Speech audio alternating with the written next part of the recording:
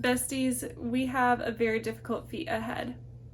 And that feat is choosing 5 books that I think you should read this fall season.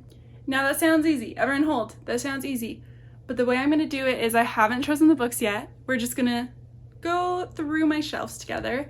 And I can only choose 5 books to talk to you about that I think you need to add to your TBR for this year. I'm so excited to do this. I feel like it's more casual than a full sit-down video, but I still get to share my thoughts. And of course, in this video specifically, I'm sharing some of my favorite books, my 5-star loves. So please come along with me, get yourself a nice warm beverage. Let's create the perfect fall TBR for you. Before we get into the nitty-gritty details and all the fun, I did want to remind you guys that this Sunday I will be hosting my live for the first book club. If you haven't watched my fall TBR, I'll link that here. I give all of the details. Also, the community tab is chock full of information about it. This Sunday, the 29th at 11 a.m. Mountain Daylight Time. It's all here. I won't leave y'all in the dark, but we will be reviewing and discussing The Legends of Sleepy Hollow and Other Tales by Washington Irving. We'll also be discussing Sleepy Hollow, the movie with Johnny Depp. I am beyond excited to do this together. I'm so happy it's fall and that we're reading these classics together for some of us for the first time. So I think the conversation will be great. Don't feel intimidated. I'm not a huge classics reader. Don't be worried if it's your first time picking up a classic. The other nice thing about this story is it's under 50 pages. It's a novella length. So even if you're seeing this the day before, you have time to get it read and come join us to discuss it. Now let's get back on target. Books that need to be on your fall TBR. We are here. We are in our happy place. And it is time to choose 5 books that I feel like you, the watcher, need to read this fall. Let's get into it, loves. Let's do it. Come on with me. We're starting here at the classic shelf. I have not read many of them, or any, I think. So we are not going to spend a lot of time looking there. But here is the thriller mystery kind of area, and that's what we're going to tune into. Oh my god, the fact that I can only choose 5 is stressing me out, actually. But this will be fun. We'll build as we go. And I'm going to start off with a heavy hitter that I truly believe is a must-read. Bride by Ali Hazelwood. This is one of few, very, very few 5 stars I've given this year. And honestly, I think it might be the only like full 5-star. Like not a 4.75. Like this was 5 freaking stars. Okay, let me set the scene for you. This is about a vampire bride and an alpha werewolf in an arranged marriage to create an alliance between their communities. Okay. There's a little bit of mystery going on in here. There's like enough world building, but not too much. Sometimes there's too much done, okay? And like, I just want to feel like I'm in it, I'm here, and I already kind of know what's happening. So I liked that, liked the mystery, but most importantly, I loved our couple, okay? And it is a book that I think about constantly. Truly, you guys, please try this out. And I know it is a hit or a miss for some people because it is spicy. It does have nodding. Don't make me explain that to you. Ask your mom. And it's werewolves and vampires. It's a little campy. It's not going to be perfect in that way, but I thought it achieved its mission and I was delighted by it. So that's my first book for you guys to read. Oh my gosh, that's a heavy hitter. I do have other thrillers here that I think are great. Yeah, I'm going to recommend it. I'm going to recommend it because maybe everyone's read it, but maybe you haven't. And also we're a little out of order here, so let's fix that anyways. Okay, next book I'm going to recommend to you, A Good Girl's Guide to Murder. I don't want you to be scared of the fact that this is a YA mystery novel. Let me just set the scene yet again for y'all. All right. Oh my gosh. No, I'm just like hyped up. I haven't had a sip of coffee, but doing this is getting like, it's getting the blood pumping. Okay. This book is about Pip. She is investigating a murder that happened years ago in her town that she thinks the wrong person was convicted of the crime. So she's a senior in high school, and for her like school project, senior project, she decides to research the Andy Bell case. I also want to add that the show just came out. So if you read this fall, you can also watch the show. I haven't watched it yet. I will keep you updated on how I'm enjoying that show. But I think this is a great murder mystery, and I think it's done well. It doesn't feel too YA, but you have young central characters, which I do like. I'm a bit of a fan of the Nancy Drew vibe, so that worked for me. I think you'd be remiss to not pick this one up if you haven't already, okay? I mean, people sing praises for this series up and over the hill, am I right?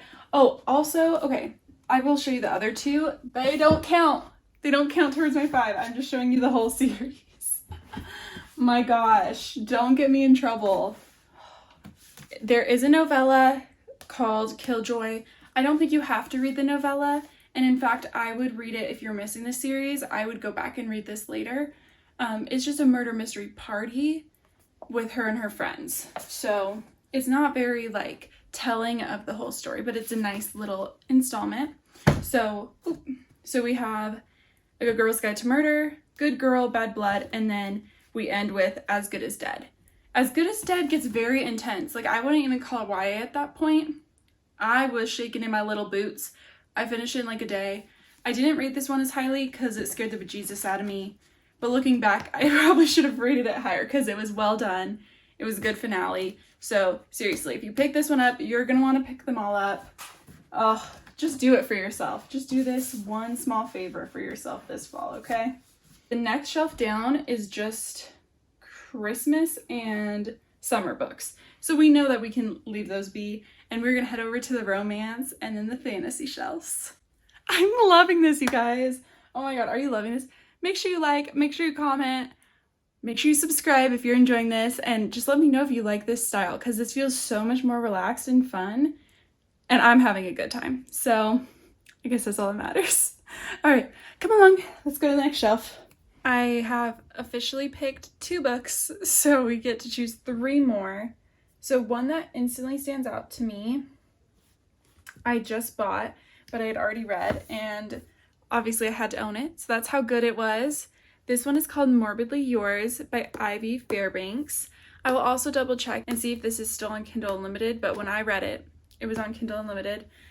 This book is so sweet and a little odd and so much fun because of that. It felt so unique and original for a romance, which I think can often get repetitive. In this book, we are following Colum and Lark. Our main character is from Texas, and she takes a job opportunity in Galway. I hope I'm saying these things right, but Galway, Ireland. And she meets Colum, who is a funeral home director. So he has a very odd job, and he's a little bit of an odd, off-putting person. And she is a cartoonist. I think that's what you would call her. She works on animated films, and she's very bubbly and goofy. And they just come together to make the most delicious romance. I will say there is steam in this. I think it's very well done. Very, very well done. For those who need to know. And I just think the story of their romance is so sweet. I care so much about these characters. I wish I could read it for the first time again. I don't know that this is set in fall necessarily, but it's set in Ireland, so it's kind of gloomy and dreary, and she's adapting from living in Texas to this type of weather, so I felt like it feels like a transition book. Or maybe I'm just making excuses to get to recommend this, and that could also be true. So read this one. Okay, next I'm gonna do one that's also popular. Oh, I know, but sometimes there's a reason they're popular, okay? And that is The Ex-Hex by Erin Sterling. I read this in October, I think maybe 2 years ago, and I still think about it every single fall. This book is done so well. It's kind of like a grown-up Halloween Town vibe.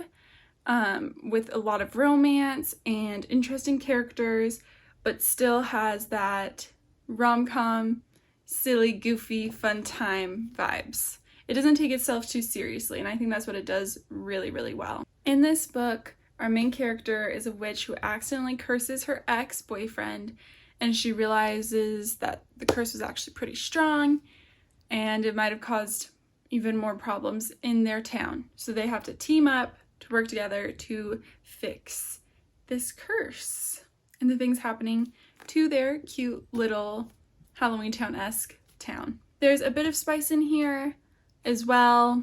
Sorry for those anti-spice people, but I can always do a book recommendation video, specifically Closed Door. So let me know if any of you would like to see that.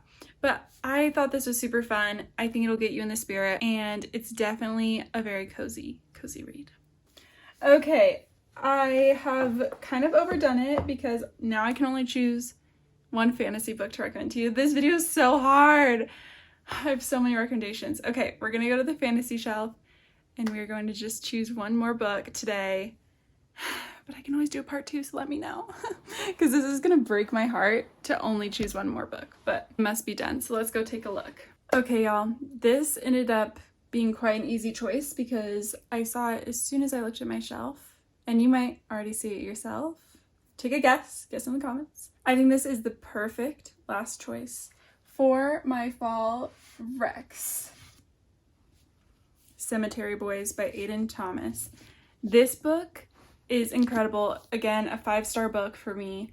Oh, like I can't even explain to you what this did for me when I first read it. It was a few years ago now, but it was groundbreaking for me, and it just truly did no wrong. In this book, our main character has a very traditional Latinx family who does not want to accept his gender, and so he sets out to prove himself as a brujo, which I'll let the book kind of explain all this to you because it's so much fun. But basically, he ends up testing his powers and summoning the wrong ghost. And now that that ghost is here, he can't get rid of him. They both end up helping each other, so there's a bit of a murder mystery here. There's really strong, fun characters that you can't help but root for. I just think they're such an incredible author. I truly believe you should pick this up. It's atmospheric, it's engaging, it's a book you definitely won't be able to put down once you start it. So that is my 5th and final choice, and truly I don't think I could have chosen a better book. I feel accomplished. It was a hard goal. It was a hard challenge to set, but I think we did a good job. I think we nailed it. Thank you again for watching. I had so much fun sharing these books with you. If you guys have read any of these, I got them all so I can take a little thumbnail. But if you've read any of these or you're interested in reading them, please leave your thoughts in the comments.